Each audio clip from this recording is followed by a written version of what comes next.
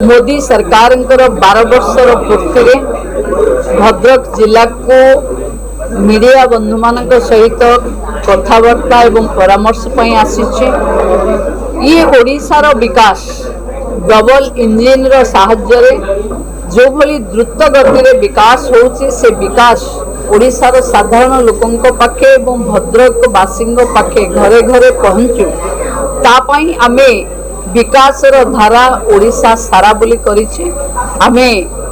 नारी महिला सशक्तिकरण गरीब कल्याण कृषक सशक्तिकरण एवं युवक मानकर नियुक्ति एवं विकास प्राथमिकता दौचे। शिल्पानयन सहित कृषि सशक्तिकरण को भी आमे ध्यान दौचे एवं आमे सामग्रिक भावे एक विकसित ओडिशा 2036 रे आम राज्यर अर्थनीति को $500 बिलियन रे पहुंचेबा को चाहछि। ये सरकार लगातार भावे प्रयास जारी रखिछि एवं देशर प्रधानमंत्री जो ऐतिहासिक रेकर्ड रो अधिकारी हेले 4404 दिन रो लगातार लॉन्गेस्ट इलेक्टेड प्राइम मिनिस्टर हबार सौभाग्य पाइले। आमे समस्ते जन कल्याण जन विश्वास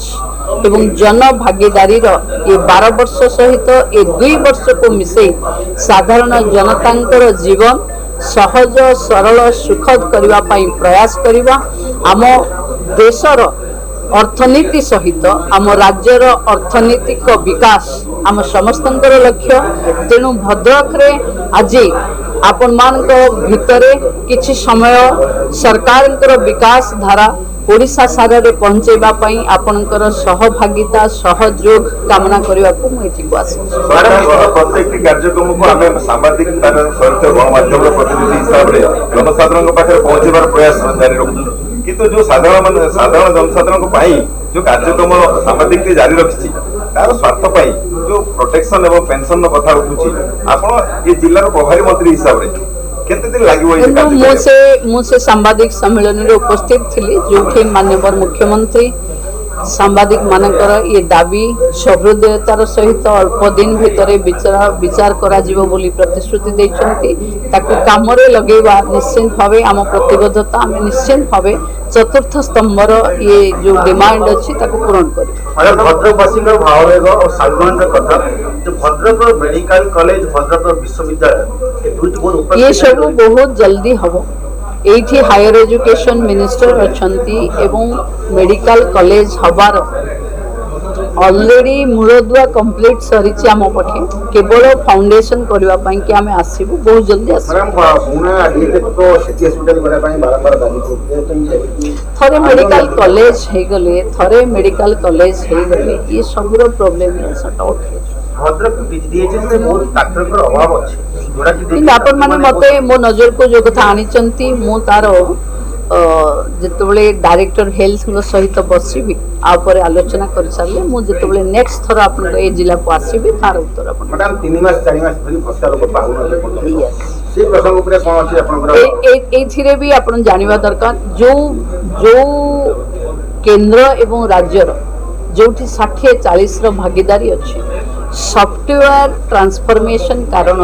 ये समस्या आसुची। ये ममता आउ प्रधानमंत्री मातृवंदना रे भी अच्छी अंगनवाड़ी वर्कर्स सैलरी भी अच्छी एवं भत्ता पाइबा कथा रे भी अच्छी एवं आज सुधा 10 लाख पाखापाखि भत्ता पाईगलानी 22 लाख भितर आहुरी 15 दिन हमके समस्या रहिबो एवं माननीय मुख्यमंत्री सभा रे भी कहि सारिचंती जे एका बेर के 3 मास रो भत्ता पाइबे असम माने जेहेतु सॉफ्टवेयर चेंज होउची केंद्र रे तेनो ये राज्यर